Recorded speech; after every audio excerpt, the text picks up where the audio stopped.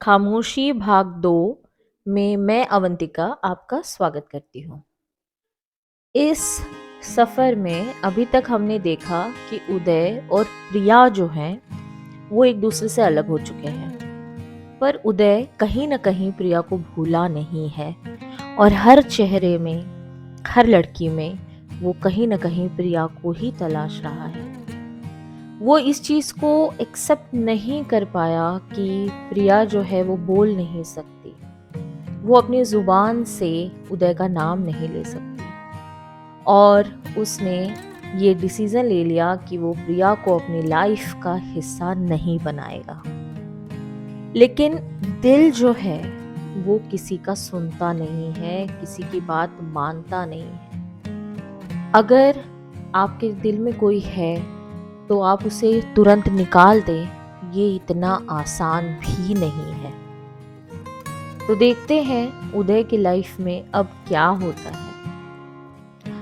आज उदय का बर्थडे है और उदय जो है अपने बर्थडे पर किसी न किसी एनजीओ या आश्रम में जाकर उसे जो गरीब बच्चे हैं, अनाथ बच्चे हैं या फिर कुछ स्पेशली एबल्ड चाइल्ड हैं उनके साथ जाकर सेलिब्रेट करता है।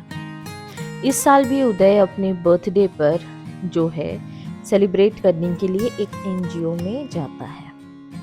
यहाँ पर वो बच्चों के साथ बातें कर रहा होता है, अपना बर्थडे सेलिब्रेट कर रहा होता है और केक काट रहा होता है। जब ये सब हो रहा होता है तभी अचानक उदय की नज़र एक लड़की पर पड़ती है। लड़की को वो साफ साफ देख नहीं पा रहा होता, लेकिन उसे एहसास होता है कि वो इस चेहरे को जानता है। उदय थोड़ी पास जाकर उस लड़की को देखता है, उसकी हो जाती है। उसे देखते ही समझ आ जाता है कि ये तो प्रिया है। वो प्रिया को देखता रहता है। उदय वहीं खड़ा है। उसकी धड़कनें इतनी तेज हो गई हैं कि डर लग रहा है कि कहीं प्रिया उस धड़कन को सुन ना ले। वो बस इतना कह पाता है, प्रिया तुम। प्रिया कोई एक्सप्रेशंस नहीं देती। उदय को देखते ही जो मुस्कुराहट पहले उसके चेहरे पर आ जाया करती थी, आज वो कहीं मिसिंग है, कहीं चली गई। वो इस तरीके से देखती है जैसे कि उदय को वो पहचानती ही नहीं है।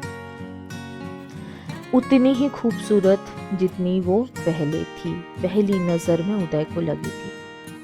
उदय की आंखों के सामने वो पूरा पहले की एक एक जो इंसिडेंट्स है वो घूमने लगती है। उसे पहली नज़र का प्यार जो है वो याद आने लगता है। उसे वो दिन याद आने लगते हैं जब उसने प्रिया को पहली बार देखा था और वो बस खड़ा सोचता रह जाता है।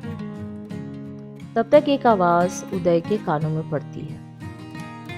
ये प्रिया के पिताजी हैं जो प्रिया को कह रहे हैं, बेटा चलो देर हो रही है, घर नहीं जाना क्या? और प्रिया कुछ बिना देखे और जो है वो अपने पिताजी की तरफ मुड़ जाती है, हाँ में सिर हिलाती है और अपने पिताजी का हाथ पकड़कर आगे बढ़ जाती है। उदय उसे रोक भी नहीं पाता और कुछ कह भी नहीं पाता। क्या कहे, किस मुंह से कहे? ये हक तो उसने उसी दिन खो दिया था जिस दिन प्रिया की कमी का पता चलते ही उसने उसका साथ छोड़ दिया था। इसलिए वो वहीं खड़ा रह जाता है और प्रिया वहां से चली जाती है। प्रिया के जाने के बाद और इस मुलाकात के बाद अब उदय और बेचैन हो जाता है और उसे प्रिया की और याद सताने लगती है। अब उसका मन कहीं नहीं लग रहा। कहीं ना कहीं उसके मन में गिल्ट फीलिंग भी आ चुकी है कि ये मैंने क्या किया, मैंने कितना गलत किया प्रिया के साथ। मैंने उससे बात भी नहीं की, उसे एक्सप्लेन भी नहीं किया कि आखिर मैंने ऐसा व्यवहार प्रिया के साथ क्यों किया है। कमी किस इंसान के अंदर नहीं होती, लेकिन किसी की कमी के साथ उसे अपनाना ही प्यार होता है। उदय इस बात को बस सोच रहा होता, समझ रहा होता है, फिर भी मन अभी डिलेमा में ही है कि मैं उसके साथ जीवन कैसे बिताऊंगा। उदय अपनी माँ से सारी बातें शेयर किया करता था। जब उसे समझ नहीं आता और वो इतना कंफ्यूज हो गया है कि किससे मदद मांगे, वो सोच नहीं पा रहा होता, तो अपनी माँ को सारी बातें बताता है। उसकी माँ शांत होकर पहले सारी बातें सुनती है, फिर उदय से सिर्फ इतना कहती है, बेटा, क्या तुम मुझसे सच्चा प्यार करते हो? क्या तुम उसके बिना ये जीवन जी सकते हो? अगर तुम्हारा आंसर या जवाब सही है, हाँ में है, मतलब तुम अगर उसके बिना पूरा जीवन बिता सकते हो, खुशी खुशी बिता सकते हो, तो तुमने जो किया वो सही था। और अगर तुम्हें ऐसा लगता है कि तुम उसके बिना नहीं जी सकते, नहीं रह सकते, तो ये एक बहुत छोटी सी कमी है। प्यार में बातें तो वैसे भी आंखों से होती हैं। एक दूसरे का साथ देने से जीवन गुजरता है। अगर बातचीत कम होती है, इसका ये मतलब नहीं कि एक दूसरे का साथ तुम नहीं दे सकते।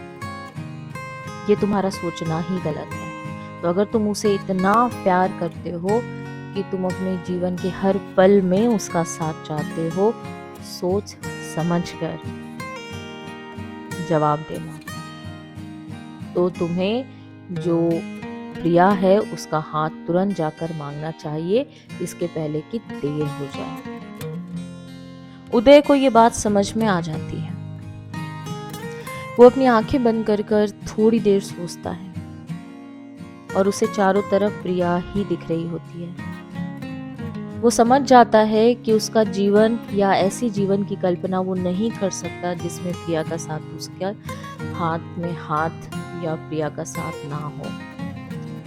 उदय समझ जाता है कि उसके जीवन का सच्चा प्यार है प्रिया, और इससे अब उसे कोई फर्क नहीं पड़ता कि वो बोल सकती है, बात कर सकती है कि नहीं। बस बात ये है कि क्या प्रिया मुझे माफ कर पाएगी? क्या वो मेरी बात समझ पाएगी? अब उदय जो है वो एक पल भी गंवाना नहीं चाहता और वो दौड़ता हुआ प्रिया के घर पहुंच जाता है। जब वो प्रिया के घर पहुंचता है तो प्रिया के घर पर कुछ लोग बैठे होते हैं और प्रिया की शादी की बात चल रही होती है। उसके माता पिता, प्रिया के माता पिता जो है, उदय को देखते ही समझ जाते हैं कि उदय क्यों आया हुआ है, लेकिन वो कुछ कहते नहीं हैं, सब कुछ बस देखते हैं। उदय भी चुपचाप वहां एक कोने में बैठ जाता है। बातचीत होने के बाद लड़के वालों के माता पिता और लड़का जो है वो घर से बाहर निकल जाता है। तब उदय जो है वो जाकर प्रिया के माता पिता के पैर छूता है और उनसे बातें करना शुरू करता है। वो अपने दिल का सारा हाल बयान करता है और अपनी गलती के लिए माफी भी मांगता है। वो उन्हें समझाता है कि मैं जो हूँ उस समय ये जिम्मेदारी लेने की स्थिति में नहीं था, हालत में नहीं था, और मैं इस बात को समझ नहीं पाया कि मैं प्रिया से कितना प्यार करता हूँ। मैंने सोचा नहीं था कि प्रिया मेरा नाम नहीं ले पाएगी या वो बोल नहीं सकती, इसलिए मैंने बहुत बुरी तरीके से रिएक्ट किया। मुझे ऐसा नहीं करना चाहिए था। वो उसके माता पिता को काफी समझाता है, लेकिन माता पिता जो हैं वो इस रिश्ते के लिए तैयार नहीं होते। वो कहते हैं उदय को कि आज तुम्हें ऐसा लग रहा है, कल अगर कोई और मुसीबत आई और तुमने प्रिया का हाथ छोड़ दिया तो क्या होगा? अभी जो लोग यहाँ से बातचीत करके गए हैं वो प्रिया की कमी जानने के बाद भी उसका हाथ थामना चाहते हैं। हम तुमसे क्यों शादी करें प्रिया की? ये रिश्ता नहीं हो सकता। और प्रिया के माता पिता मना कर देते हैं। अब कोई चारा ना देखकर उदय जो है वो वो पूछता है कि क्या मैं प्रिया से कुछ 2 मिनट बात कर सकता हूँ। उसके माता पिता जो हैं प्रिया की तरफ देखते हैं, वो हाँ में सिर हिलाती है। उदय प्रिया के पास जाता है और उसे अपनी जो है गलतियों के लिए पहले माफी मांगता है और फिर अपने मन की सारी बात प्रिया के सामने रख देता है और वहां से चला जाता है, ये कहकर कि मैं तुम्हारे जवाब का इंतजार करूंगा। जब उदय अपने घर पहुंचता है, उसके कुछ देर बाद ही प्रिया के माता पिता का फोन आता है कि हमें ये शादी मंजूर है। उदय बहुत खुश होता है, अपने घर वालों को ये खबर देता है और कहता है कि आप लोग चलिए प्रिया के माता पिता से बात करिए और सब कुछ फाइनल कर दीजिए। पर उसे ये समझ नहीं आता कि अभी अभी जिस रिश्ते के लिए उन्होंने मना किया था, उन्होंने हाँ कैसे कर दी। वो ये चीज प्रिया के माता पिता से पूछता भी है, तब वो बताते हैं कि प्रिया ने हमें इस बात के लिए मनाया। वो समझ गई कि तुम अपनी गलती समझ चुके हो और तुम्हें ये रियलाइज हो चुका है कि तुम प्रिया से कितना प्यार करते हो। इससे भी बढ़कर बात यह है कि प्रिया तुमसे बहुत प्यार करती है और वो तुम्हारे साथ जितनी खुश और सुखी रहेगी, शायद वो किसी बहुत अच्छे लड़के के साथ भी नहीं रहेगी। और हम भी ये बात समझ चुके हैं, इसलिए हम चाहते हैं कि तुम दोनों की शादी हो जाए।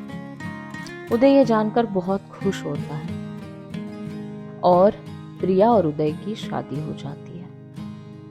आज दोनों काफी खुश हैं, बहुत अच्छा जीवन जो है साथ में बिता रहे हैं। तो दोस्तों, कमी किस में नहीं होती, कोई भी परफेक्ट नहीं होता। ये कमियां किसी भी तरह की हो सकती हैं। एक अच्छा और सुखी जीवन बिताने के लिए जो सबसे इम्पोर्टेंट चीज है वो ये है कि हम एक दूसरे को किस तरह अपनाते हैं। अगर हम एक दूसरे का साथ कभी ना छोड़े, एक दूसरे पर भरोसा हो और आपस में प्यार हो, तो इससे बेहतर जीवन कोई नहीं बिता सकता। तो आपस का प्यार हमेशा बनाए रखिए और हमेशा सुखी रहिए। तो इसी के साथ मैं आपसे विदा चाहती हूँ। अगले एपिसोड में फिर मिलते हैं। So bye for now, have a nice day.